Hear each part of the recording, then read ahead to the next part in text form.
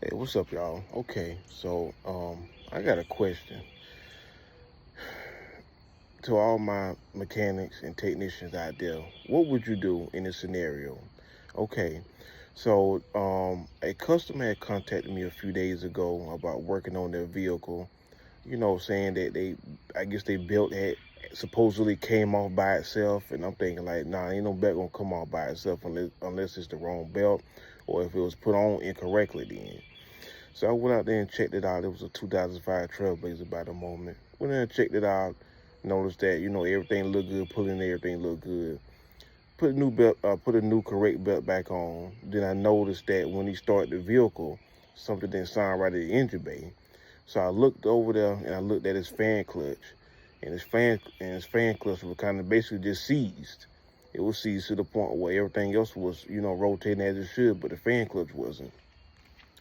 So I was like, okay. So I had advised him, like, hey man, I said, don't drive the truck until the issue get fixed, cause it may overheat.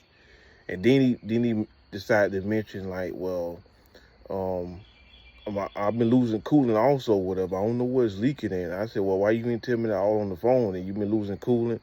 So I did a few little checks and I didn't see any coolant leak, so I suspect it could possibly be burning it internally. Okay, so next day comes and he says, hey, I got the fan clutch. Okay, so I'm finishing up a customer car in Port Wentworth.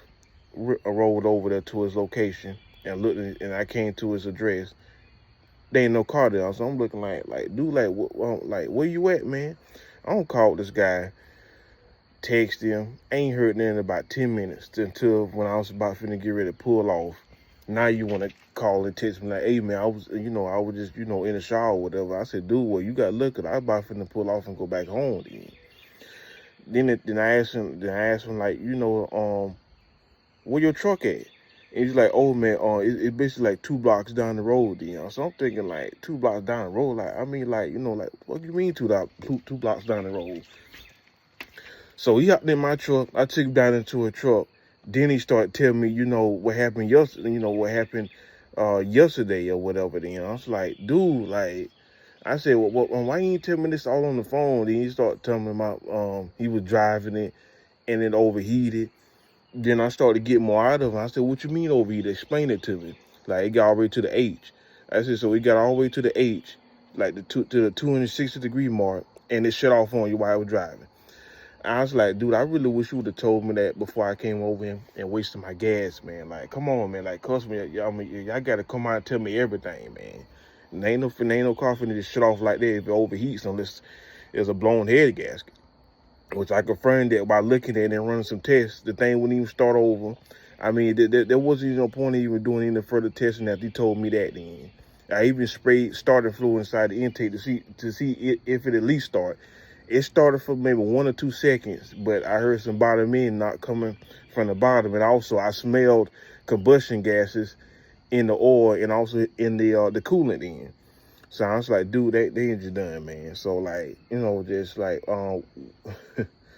what about y'all creative store that's out there, man? Cause like, man, I don't know. You try to tell customer, hey, don't drive it, and they still, I don't think I got to do what I got to do, man, but be mindful. If you see it finna overheat, go and put that sucker to the side and just, and turn off ASAP.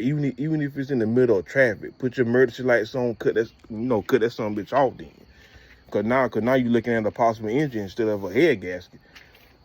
Cause I had told him, I said, dude, you might as well get another engine for the price of putting a new head gasket on that end because, I mean, at least to confirm if the block is warped or the head is warped. Like, it's kind of like, it's a 50-50 gamble then. So I told him, dude, just put another engine in there. So I'm just curious to hear y'all thoughts in the comments about what y'all think.